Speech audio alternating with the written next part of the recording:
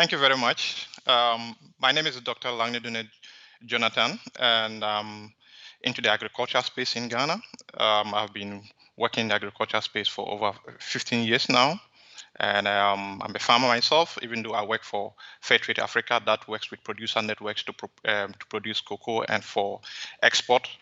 So, like today, I'll be taking you through critical issues of the Ghanaian like agricultural space, and then how to together we can be able to make the system work better for all of us. Thank you very much.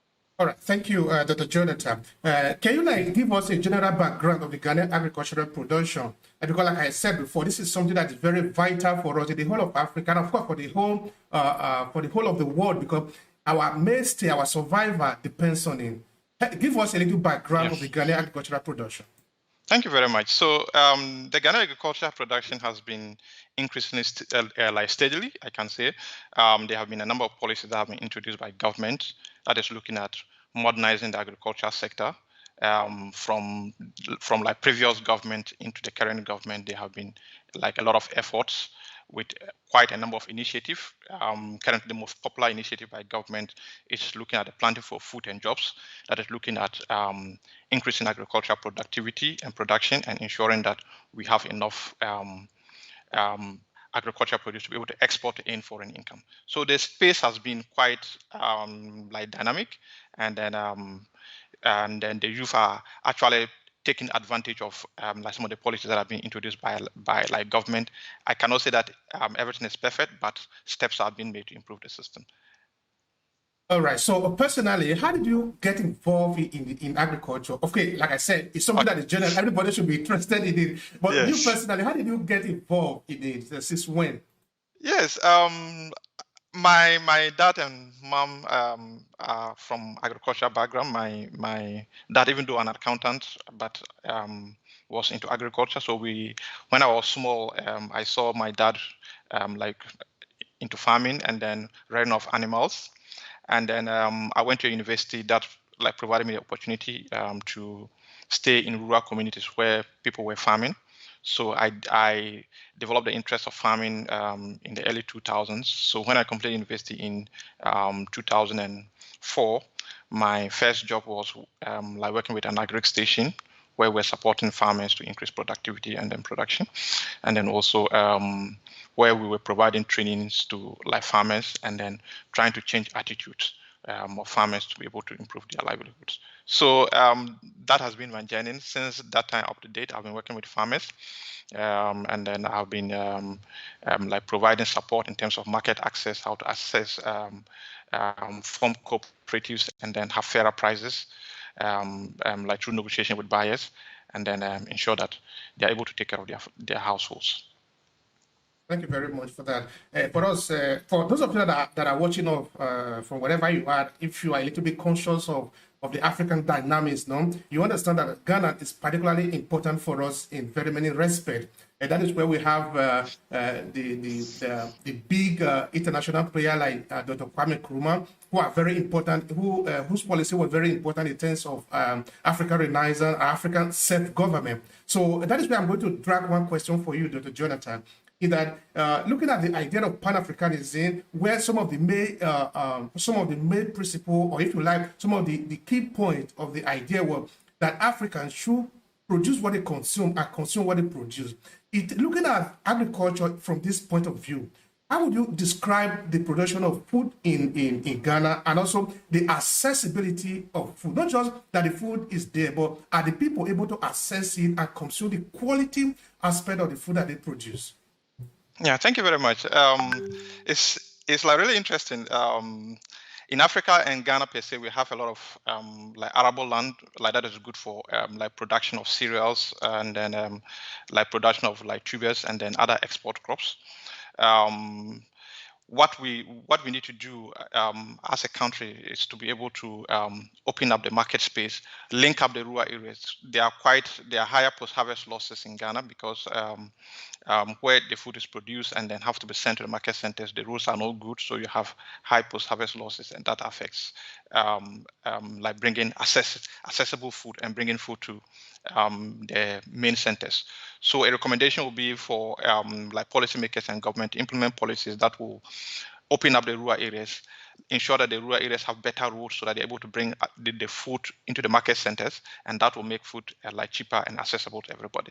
Currently, because the roads that are leading to most of the farm areas are not good, you have a lot of post-harvest losses. We have a lot of food that get rotten in the farm, and also in rural areas you find food being cheaper, but when you come to the urban like centers in Ghana, and I think that runs across like the rest of Africa, you have food prices that are being expensive and people are not able to afford like quality food.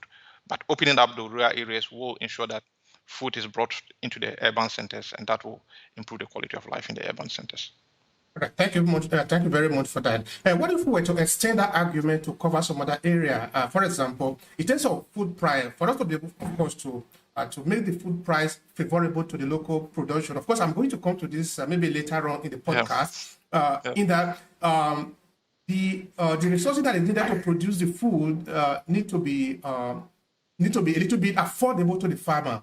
That is one. Secondly, the food need to be even be available in terms of so that at the end of the day, when you calculate what you use to produce the food, it should not put you at a loss, because otherwise you are not going to be able to sell. So I'm trying to look at, for example, the multinational food producers now in different parts of the world who have had their government to subsidize their production. They are able to separate the African market because they never run at a loss, because they have a lot of money that is coming into their production. Is it in any way this is becoming disadvantageous to the local farmer and to the local food market in Ghana? Yes, it is. To be honest with you, if we look at importation that happens in Ghana and then food that is imported into Ghana, it is much cheaper to buy food from imported food than to buy local food. And the reason is quite simple, as you've explained. A lot of the foods like that are produced abroad are subsidized. They have a very efficient system that subsidizes their cost of production. So it helps to be able to drive down the price of the food that they like produce and then sell. But when it comes to Ghana and then Africa in general, you have cases where like prices are high because the cost of production is also high, because the farmer has to go and buy like fertilizer and then like other like agricultural inputs at a higher price, and then there's no any form of credit that would lower the cost of production. Fortunately for us in Ghana, the current government, they are like introducing what they refer to as a national development bank, and that national development bank is supposed to give credit to like industry players and then those in the agriculture sector at a lower rate. So the essence is going to give a long-term like credit with a lower interest as compared to the commercial market, and that will help to be able to lower prices of food. If we take the case of the current like market prices or like interest rate on food production, for you to access loan to go into agriculture production, you'll be paying an interest rate of between 19 to 40%, which is quite high. And even depending on the sector that you are going in, the banks may be hesitant to provide you that credit. So that in effect is what drives the prices of food high in Africa. Apart from that, also there are also quite other interesting development in Ghana where like government is like provides subsidized fertilizers to farmers as a way to be able to increase production. But it goes beyond just like providing fertilizer to farmers. There are quite a number of things that you have to look at. You have to look at the road infrastructure. You have to look at warehousing. You have to look at like market centers that will accept the food that is being produced at the rural areas, and all that will help to drive down the price of food. All right, thank you very much for that. Now, another thing I'm also trying to satisfy my curiosity about now is the fact that, like we were saying before, that agriculture should try to resolve two important things. One is to create job opportunity for the people, and the second one is to feed the people. And these two elements are very important in terms of our survival as a people. Now, let's look at one of them, which is the job opportunity, because For example, here where I am in Italy, there are a lot of Ghanaians, just like there are a lot of Nigeria. In fact, there are a lot of Africa, all over Yeah. the places where we're not supposed to be, you know. And this is because there is no job opportunity where we are coming from, a combination of other factors. Now, because we have been in this sector for more than 15 years, I want to believe that, of course, you have a very wide experience in what is happening here. Yeah. How do you see the possibility of the Ghanaian agricultural sector creating the needed job for the younger population? Let's put it this way. Yes. So quite interesting. The agriculture space in Ghana really do have quite a number of opportunities for young people, including myself, and that is why I'm in Ghana here and I'm into agriculture. There's quite a lot of opportunities involved, and that can help drive employment opportunities. What we need to do is to be able to modernize the agriculture sector. And when I say modernize the agriculture sector, I'm referring to moving away from the kind of system that our parents used to do, that is using hoe and cutlass to go and farm. That era or system should not be in existence at this modern day. In the 21st century, what we need to do is to be able to have mechanization centers across the country or across Africa that provides services to young people that want to go into agriculture. That helps to be able to create jobs. So with the mechanization centers available, then we have the issues of people having to do larger acreage of farm because we have the land, and we have like the rainfall pattern is also quite good that will support production. So we also need to develop the value chain, the agricultural value chain. When I say the agricultural value chain, I'm referring to the various processes from production to transportation, like processing, up to the time that the food is put on the table. And all those like places are avenues for like job creation. I'm not saying that all the youth should go into like agriculture production, but they can play a very critical role in the value chain. So we can have some youth that are into the production, we have youth that are into transport, we have youth that are into processing, and we have youth that are like sending the food into the tables of the various households. That in itself is a big chain that can create employment for the youth.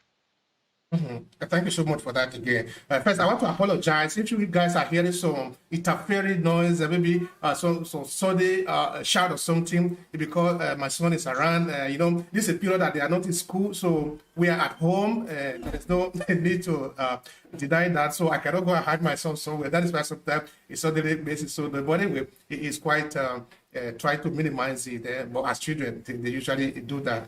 All right. Now, the other thing I want to ask you. Dr. Jonathan, is in terms of research, how far has the country go or has the sector go? Because of course there is no way you can really make any real progress in terms of agricultural production without solid research. So tell me something about this. Yes, so research is key to increasing productivity because we need to have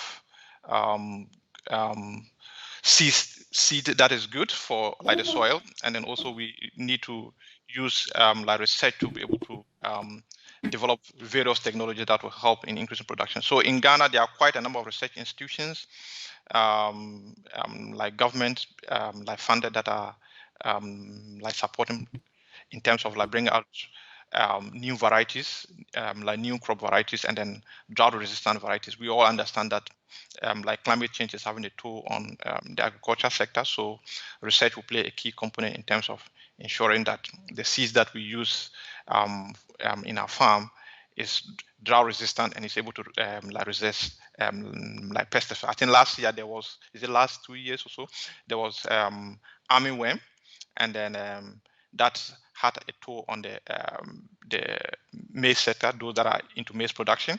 So research provided came in handy in terms of like providing chemicals that aided farmers in ensuring that they are able to like fight the armyworm that infested their farm. We also have issues of locusts that happens in East Africa.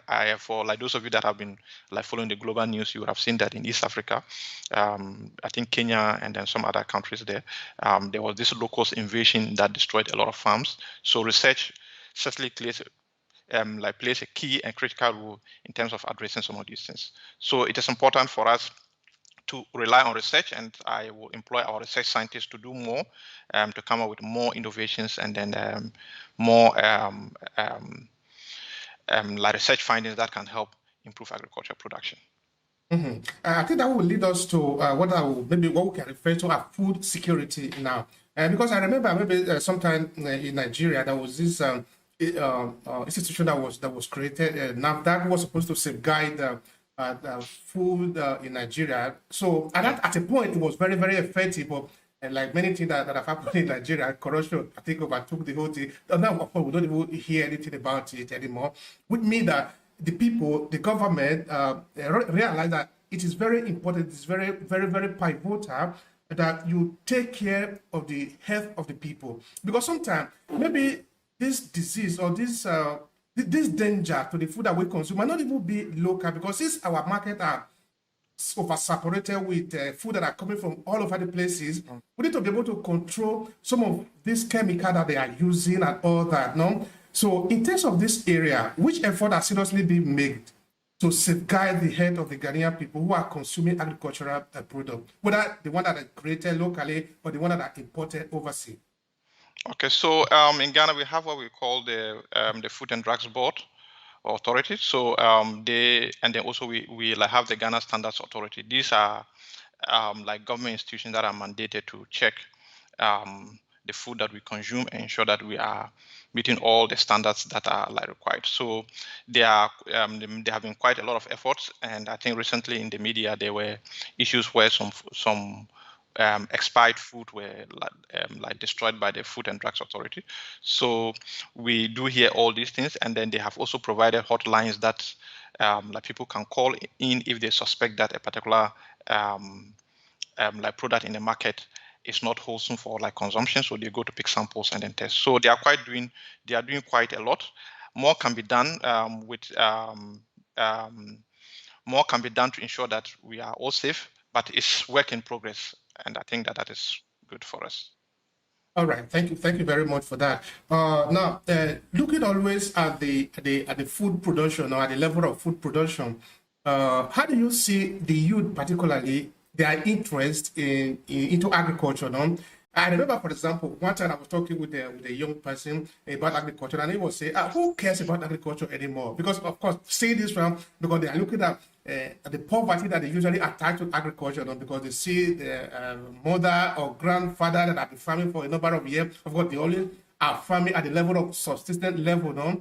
Their food are not even enough to meet the need of the family, so they don't sell, they don't make any money from it. For this reason, a lot of young people are discouraged from going into agriculture. So I don't know, and because this is your area, how do you see young Ghanaian interest into farming? Yeah, so the interest, as you explained, is we don't have a lot of young people that are like interested in agriculture. I think it's also because of the way we have branded the sector. It's because we have branded the sector to be a sector where if you go into that sector, you're going to be poor. But that is not the case. We need to rebrand the sector to make it attractive to the youth. And as I like explained earlier, it's because we have our level, how we are modernizing the sector is quite slow. So the pace at which we are modernizing the sector is what is making a lot of youth not want to go into like agriculture. But if we increase the pace where we modernize agriculture, where we have mechanization centers located everywhere, and the prices to be able to hire a tractor service is lower, and we address the issue of land tenure system, because land tenure system is another issue that we need to address. If we address the issue of land tenure system where there is youth can have access to land, I think we'll have a lot of youth going into agriculture. And I take myself as a case example that I'm into agriculture. I'm working with farmers. I'm supporting farmers to increase production. I'm doing it myself. So I don't see why a lot of youth will not want to go into agriculture. It's just that we have long not provided good branding for the agriculture sector. And I remember there was a distance that I listened to. There was a program, I think that was aired some time ago, that a medical doctor who is into agriculture came and said that he's really disappointed in the program because the front page of the brochure that was advertising the program had an old woman holding a cutlass, and then it was for it was for them to advertise for people to go into agriculture. So the lady said that is a wrong move because you need to take. She offered that she was going to avail herself. They can take a picture and use her for a subsequent program and let people know that she's a medical doctor, but she's into farming. So that will attract a lot of youth to go into that. You can be working and then still be doing farming at the same time. So that is the future, because if we don't do that, a time will come that we will not be able to feed ourselves, and then we will rely heavily on like imports. And for me personally, I don't think that any country should import more than like 10% of its food requirement. If you do that, then that means that your country is heading towards disaster. And most of African countries import more than 10%, and we are in trouble. We need to change that scenario, and we need to attract a lot of youth into the agriculture sector, providing the youth the enabling environment, and then ensuring that we protect the youth that go into the agriculture in terms of letting them having guarantee and fairer prices to be able to make a return and make a good living out of agriculture. All right, that is excellent. Because of course, if the youth are the future of are the future of our world, are the future of our country, it is very important that we look for a way to entice them into agriculture. So we must do this in any way possible. Maybe, like you said, no, it's a question of rebranding. It's a question of trying to make sure that the message is well conveyed. But apart from just trying to entice them into agriculture, we also need to make sure that they get the result. Because, for example, I've done another interview, especially also this just now that we are opening up this conversation of agriculture and food into research in Africa and in Nigeria. The question was that these young people, they are not stupid. If they see that there is a good result in agriculture, you don't even need to tell them, hey, go into it. Yeah. So apart from just telling them or make a beautiful picture about agriculture, we also need to make sure that there are really this incentive that produce result at the end of the day. So I don't know if there are really this strong project like this in terms of, apart from the branding, that really entice people, whether in Ghana or in other part of West Africa, because this time we can actually expand the argument to other part of Africa. Are there these policies that are in place or that are supposed to be in place? Which are these examples? We can even look at it from the point of view of the African Union and all that, because at the end of the day, if one country is successful, then you have a way of influencing other. If we allow a country to just degenerate into poverty, you also have a way of influencing the other. So help me in this area. Yes, so that is really a very brilliant question. Thank you for that. I think with the advent of the Africa Free Continental Trade Area, it provides a huge opportunity for like agriculture, and particularly for the youth. If you take the whole the population of Africa, we're about 1.2 billion out of the 7 billion like people on Earth. So that means that we have the numbers, and Europe depends on us. So why can't we feed ourselves? And it is because of the structures, how like new colonialism has like divided Africa into like segment, and Africa have not been able to come together to be able to improve themselves and then improve their own lives. So with this free Africa Continental Trade like area, it provides an opportunity to be able to dismantle some of those barriers and then make it possible for us to trade among ourselves. If we are trading among ourselves, then that helps to be able to drive a lot of market, because it's all about market. And if you're into production and you are not getting market, then that means that it's better you are not in that like center. So with this area now in place, and then there are plans to be able to open up like continent. Like this morning, I read that they are even going to have a single currency, so as to be able to like make it easier for like payment of goods and services across Africa. That is an excellent idea. I hope that we are able to put that into use, and that will help bring a lot of youth into agriculture. At the moment, they are in Ghana. I can say that I know quite a number of youth that are into agriculture, that are employing other youth, and that is the future, and that is the way to go. That we need to encourage more youth. We need to provide like market opportunity. We need to provide or ensure that there's access to credit, affordable credit, let me say, for the youth to be able to go into agriculture, and they will create employment for the youth, and Africa will be a place to live in the near future. Thank you so much, Dr. Jonathan. In fact, that section of the argument that you open up is something, of course, we are going to elaborate a lot, but of course, not in this channel. We have another channel that is dedicated to to politics and all the questions that have to do with Africa, Pan-Africanism, economy, and the rest of it. Looking at this idea of self-reliance and, of course, the improvement of our economy, what would you say in terms of large-scale farming? Because this is where I think Africa should be moving towards now. Because since machines are available, we have the land, we have the people. I don't think we're also lacking the knowledge. Because if we lack the knowledge, like I always say, you can just learn. If you lack anything in terms of the application, go and learn.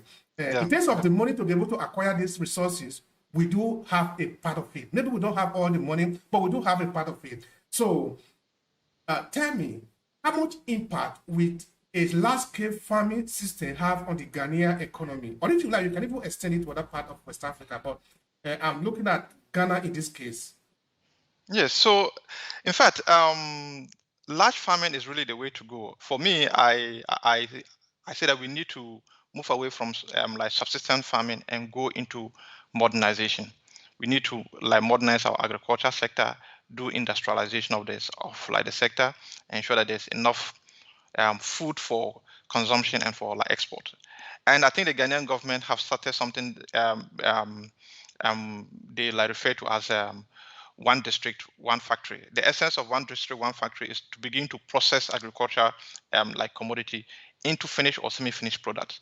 And that is the way to go. That helps us to be able to have a better market. For instance, if Ghana export cocoa, Ghana and then Ivory Coast are the largest exporter of cocoa.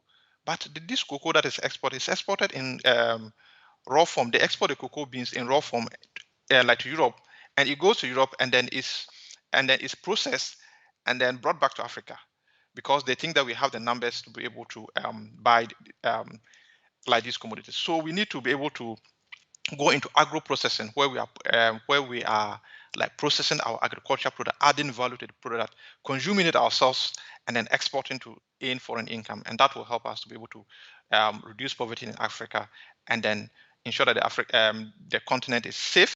I think like the problem why we have a lot of conflict in Africa is because of poverty. People are not able to get food to eat. People are not having like sustainable income.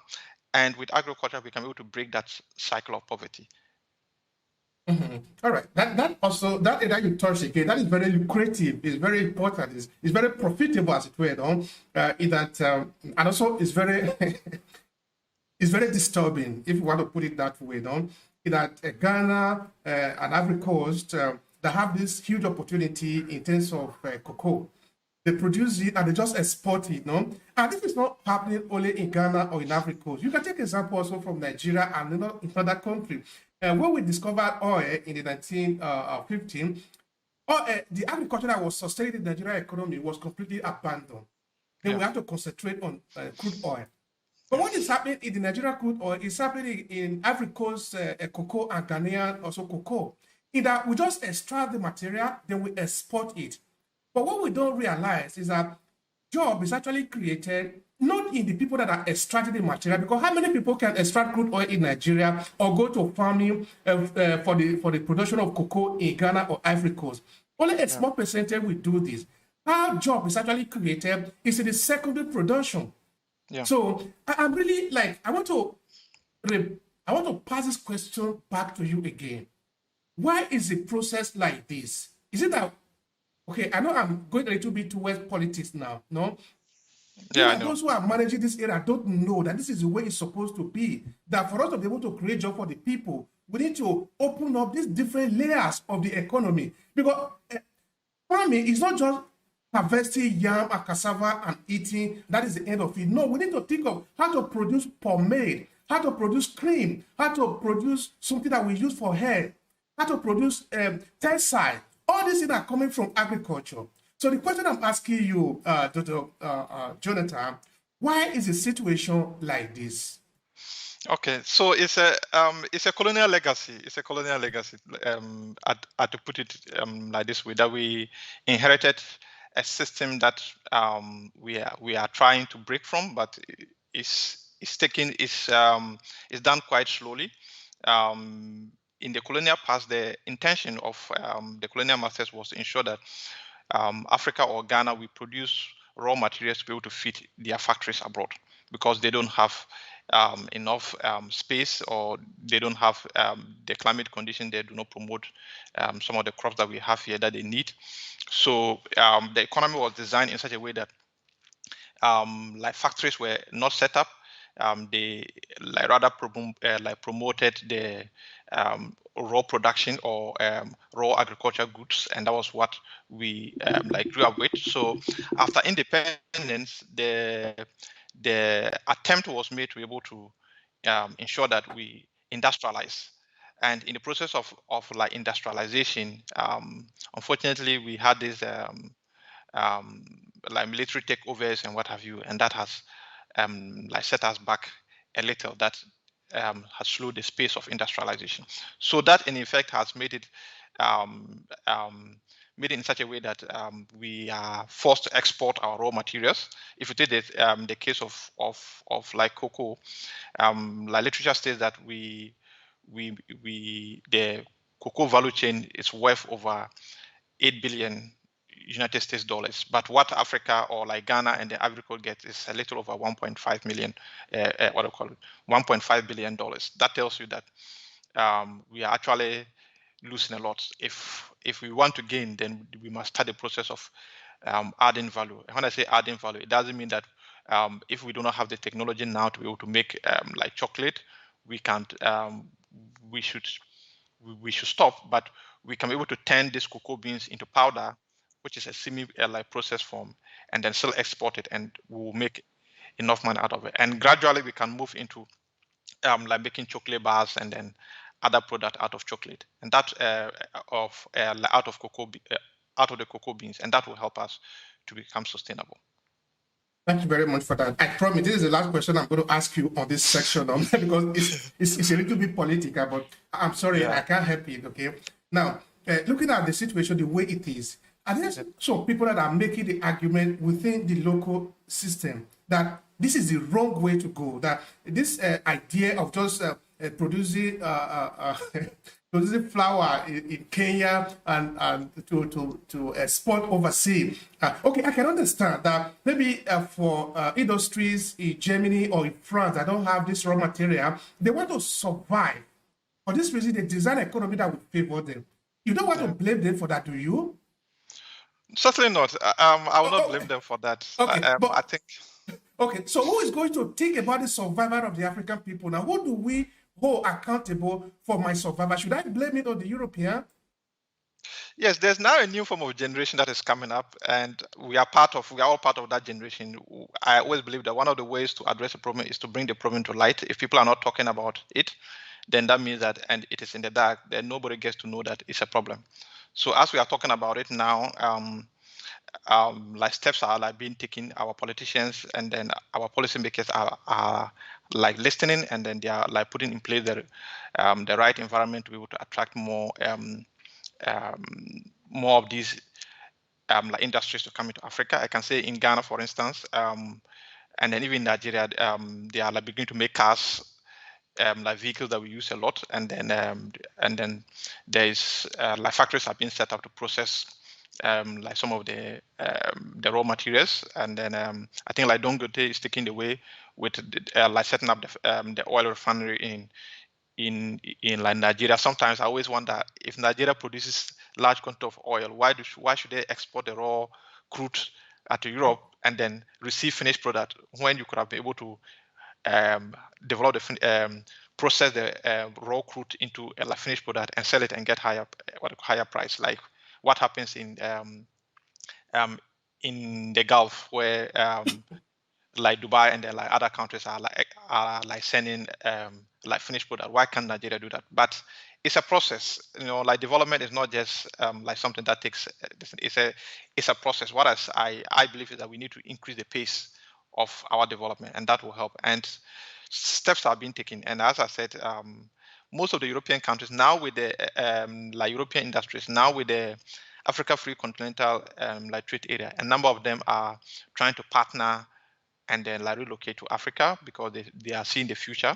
So that will help to create jobs. What I think our government need to do is to put in place the right like policies and measures that will protect local industries. That will like ensure that if a foreign company is coming to Africa to come and open like a factory to process or like add value, there's a certain quota of the local that must be employed as part of the conditions to be able to grant license, and that will help us to be able to like stay afloat. Thank you very much for that. And I want to believe that, it is really, we are really thinking in the direction of trying to free for ourselves, because nobody's going to fight for us. This is obvious. We can stay here till that kingdom come. It's just favorable to somebody else that we remain the way we are. At the end of the day, they take from us and give us a little part of it, and we are happy that we are not dying of hunger. But that is not what we need. We want to live like every other person in the world. For us to be able to do that, we need to do like Thomas Sankara was saying. It is not a crime that we produce what we eat and eat what we produce. It's a basic for everybody.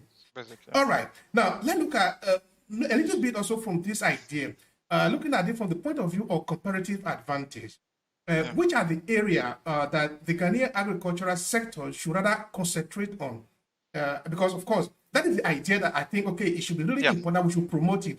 If in Nigeria, they produce more of yam, and yam is something that is valued internationally, maybe the Nigerian government need to emphasize more the production of yam. If they can produce a lot of yam, then they can sell more. So instead of maybe producing cassava that doesn't do well in the Nigerian soil, for example, that was the case. So for this thinking, which is the product of the agricultural produce that are more in the advantage of the Ghanaian people in terms of the comparative advantage that they should concentrate on? Yeah, so the Ghanaian economy, or in Ghana, we have different climate conditions. So usually it's good that we and even in Africa we like look at areas that we have comparative advantage based on our soil and also based on our like climate conditions. So in Ghana, in the north, you have maize, or some people call it corn. Then also we have like other cereals like millet, like rice, that are good in the north that can be. Then also we have granules, and because it is a savanna area because of the weather conditions there. And then when you come to the middle belt and then the south, we look at like cassava, we look at plantain, and that can like grow very well, and then coconut, among other like tuber crops. If you go like towards the like coast, as for the coast, what they are doing mostly there is fishing because of the sea. So it's important to be able to identify the particular area that or sector that we have comparative advantage, and we'll be able to do well in that sector. Mm-hmm. Thank you so much, Jonathan. Now we are moving towards the end of the podcast. This part, of course, we concentrate on the solution, because we don't just blow the grammar here on the problem, but we also try to look for what can be the solution, because that is our advantage. That is how it benefits us more. All right. Yeah. Now we talked about government policy. What do you think the Ghanaian government can do, or looking at by extension the African government should do in terms of promoting agriculture and the type of agricultural produce that can help to resolve the two important things: to provide food for the population, the local population, and to create jobs for the local population? What type of policy do you think should be put in place? Okay, so thank you. I think the basic thing to do is ensure that we industrialize the agriculture sector. And when I say industrialize the agriculture sector, we move away from our old traditional way of farming, of using hoe and cutlass. And we can do that perfectly by doing partnership. One of the best way to be able to industrialize is you partner. You don't have all the knowledge or all the strength, so you partner with others that do have that knowledge and skills to be able to improve agriculture production. Also, there will be the need to develop a system that protects local agribusinesses, where like people that are into like agriculture has that kind of protection against cheaper imports. So to be able to address that, that means that like government will have to or like policymakers will have to identify the various groups or like individuals that are into large-scale agriculture and provide them some kind of incentives to be able to stay. Also, we need to look at the market.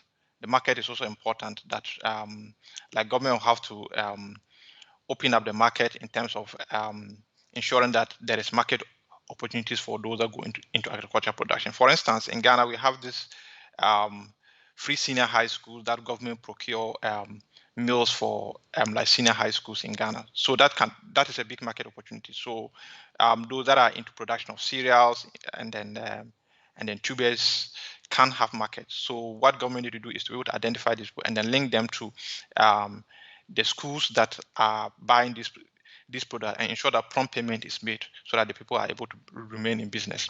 Another thing that we can do from like the policy perspective is to ensure that we ensure we have a conducive policy environment. And when I say policy environment, I'm looking at being able to take advantage of the Africa Free Continental Trade Area that will enable us to be able to export what the excess that we have into other countries within the African space. So we have Nigeria, we have for like Ghana, those countries that are surrounding us, we have like Burkina Faso, we have Togo, we have Ivory Coast, like these are countries that are surrounding us. So things that excess products like agricultural products can be exported to these countries, like plantain. We can export plantain to like Burkina Faso, and then like Burkina Faso are very good in like tomato production, and we can import tomatoes from Burkina Faso. In that way, so we are trading among ourselves, and that will help to create jobs for the youth because it's a value chain. So we have a lot of youth, or we have youth that will go into the production. We have youth that will go into the transport sector. We have youth that will go into like the marketing sector, and that will help to create like employment for the youth and then ensure that there's food available throughout the year. Apart from that, too, we can also look at the agro-processing aspect, and also that is also based on policy. So if people are importing agriculture like mechanization equipment like tractors or like processing equipment to be able to come into the agriculture, the taxes that should be placed on this should be as low as possible. For me, if I was a policymaker or if I was in government, what I would do is to even make it zero, that there's no tax if you are importing equipment or like technology to improve the agriculture sector, and you can guarantee that these are the number of people that you are going to employ in your sector. I will advocate for a zero tax on those like equipment, and that will help to drive like production, and that will help to create jobs for the youth. Thank you. Thank you so much for that. Another thing that I think is important, of course, because we have made mention of it, is importation. I don't want to sound over protectionist, as it were, no? over over protection of the African sector. But this is the way it is. Every country protect themselves. That is how they survive. If you don't protect yourself, then people can bring in all sort of rubbish. Because at the moment, this is happening in many parts of Africa. I can take a good example from Nigeria, when in 1999, for example, the then president in the administration of Obasanjo, it was revealed that Nigeria imported up to the point of toothpick to remove the teeth to remove the meat, the excess meat for your teeth. We have to import it with millions and millions of dollars every year. In fact, that was not even rational, because we are talking of a tropical country. We have a lot of trees. What it just needed was somebody. You don't even need a lot of creativity to do that. Why do you have to import a toothpick? You know, because it looks like you are just being wicked. Because now the Nigerian people don't even have job. Now you are creating job for people because you are too stupid to realize that this is very basic. We're not even talking of food production now, where we import almost anything, plus the wrong mentality that when it is imported from overseas, it means it's a good one. When it is produced maybe somewhere in Aba or in Onitsha, we say this is an Igbo made, a way of discouraging local production. Now, I'm looking at what can be the solution in this area. How can we protect the local industry? Because they are like little chicken that need to grow. If we don't patronize them, if in Nigeria we don't patronize the Igbo made, they will no longer be Igbo made. They will be talking of Chinese made, maybe American made, or Italian made. But by doing this, we are giving job to the Chinese, to the American, to the Italian people. Who is going to give job? Who is going to protect the Igbo people so that they can produce more and we can grow our economy? This is my question, sir. This is interesting. That's really true. As I said earlier, any country that imports more than 10% of your food requirements, then that means that you are into trouble. And I think most African countries are into trouble. And probably that might have influenced why they are like thinking that with the Africa Free Trade Continental Area, it will help to like pushing a lot of Africans. Like for instance, if we take Ghana as a case study, in 2018, like 20% of our food was imported. That's not good. You can't be importing your food when you have a lot of arable lands everywhere that you can be able to produce food and feed yourself.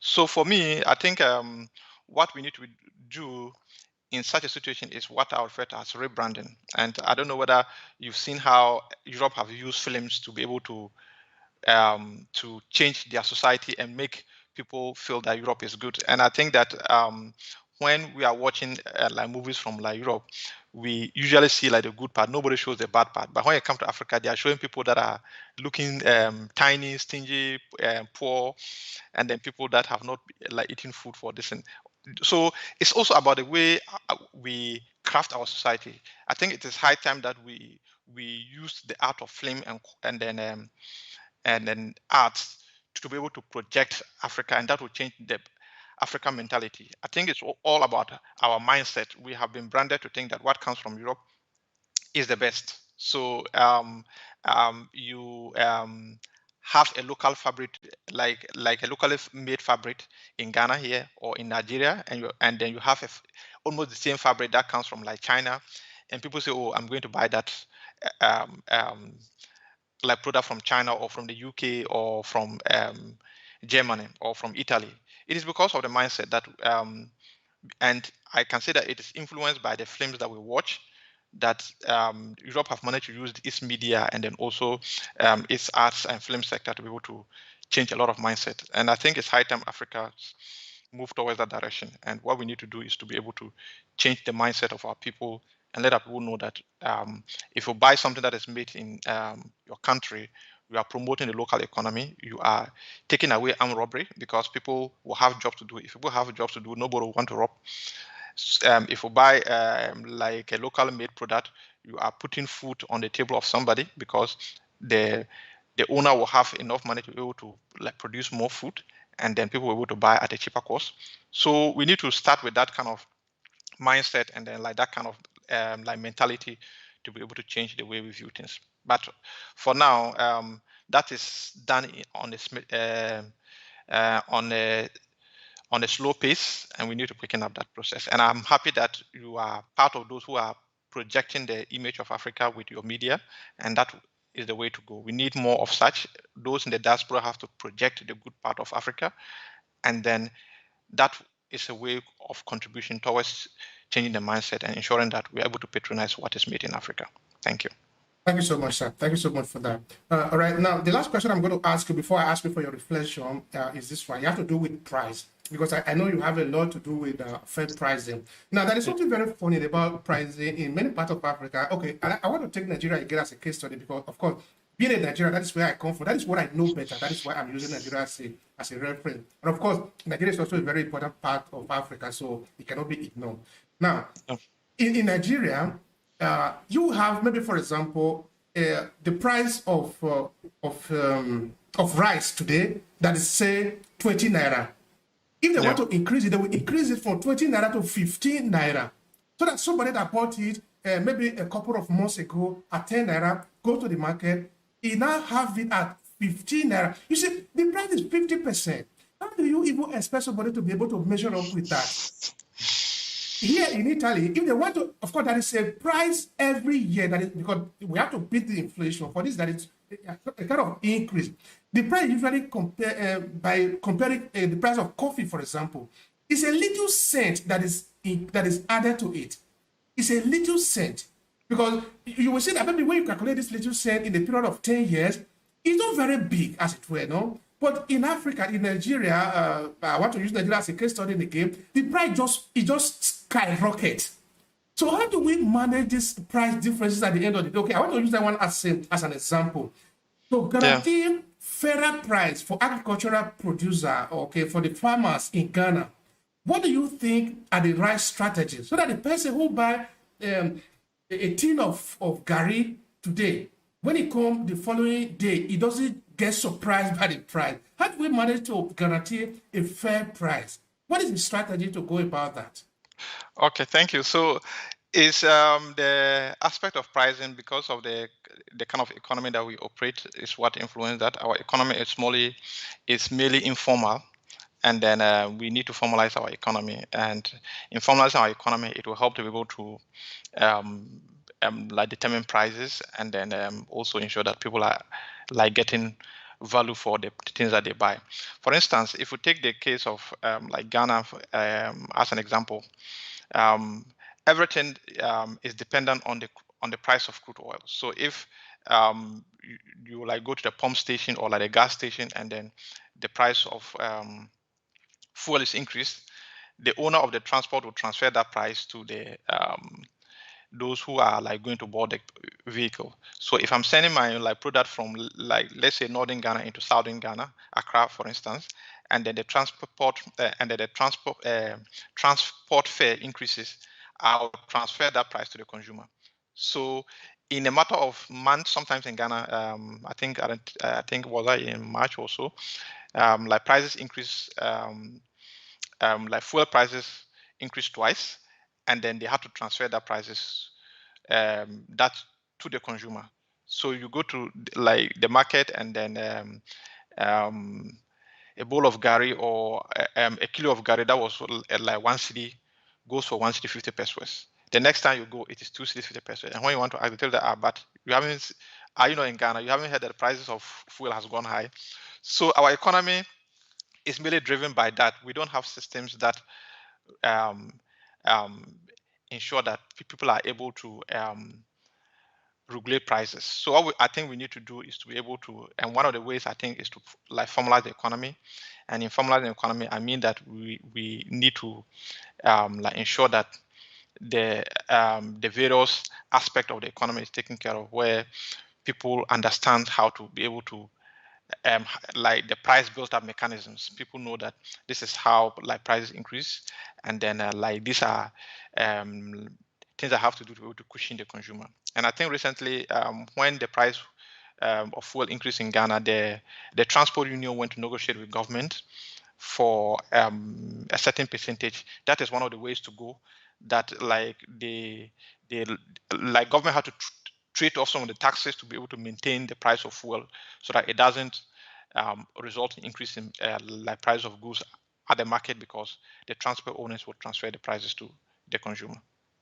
Thank you so much for that also on the side of the pricing, because we're looking at the stability also of the life of the people that are the population of Africa, of Ghana, or whoever is the people that in reference here, because their quality of life is important. Because if we just continue to fluctuate this like this, today there is a government, tomorrow there is just a military regime, we need to have a certain sense of continuity for something to work. Because if not, it's not going to work. We just run an emergency system. Run an emergency system like this, and we still want to progress. It's going to be very difficult. All right. So I want to thank you so much, Dr. Jonathan, for the time that you have dedicated to respond to my question. We have come to the end of the podcast, but of course, I will leave you with you will leave us with the last word. In that, I want to have your final reflection on it, because we have actually discussed a lot of things here related to agriculture, and of course, we also touched a little bit about politics and Africa, us, no?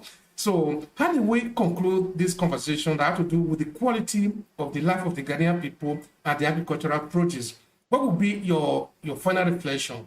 Of course, you can choose whatever you want to say. Yeah. Maybe. So anyway, feel free. Go ahead. Yeah, thank you so much. I think my final reflection will be that the future is bright. As Africans, we should think as Africans, and we should support each other to be able to grow our economy. We should be able to come back to Africa. For those in the diaspora, if you have any knowledge or you have gained any skills, come back home and help to develop your economy. There's no place like home. The future is bright for Africa, and we need to be able to develop Africa ourselves. Nobody from anywhere will come and develop Africa for us. It is we as Africans that has the opportunity to develop our Africa. So whatever knowledge or skills that we have gained, in country or outside the country, let's contribute our quota, and together we can make Africa a better place. If we do not have the opportunity to live to see the dream that we want, but our children should come and enjoy what we have left behind. We should be able to develop a system that makes our children and grandchildren much happier than we are now. We should make some sacrifices, and that is how Europe started. Europe, the early leaders of Europe sacrificed to ensure that Europe it is what it is today, and we can also do that as Africans. We shouldn't just be looking at like today, but we should ensure that the systems are in place. We should ensure that we build a resilient economy. We should ensure that we promote our agricultural sector. We should ensure that we consume what is made by us, and together we can make Africa a better place. Thank you so much. Thank you so much. I really appreciate that. That have been really enriching, and I believe that our audience out there they have a lot of value from it. Personally, I got a lot of value from it. So I want to thank you so much for the time. And of course, we are going to be talking about some of this issue again because it's really enriching, and it's our responsibility, of course, to be able to continue to project Africa. So thank you very much. Thank you too.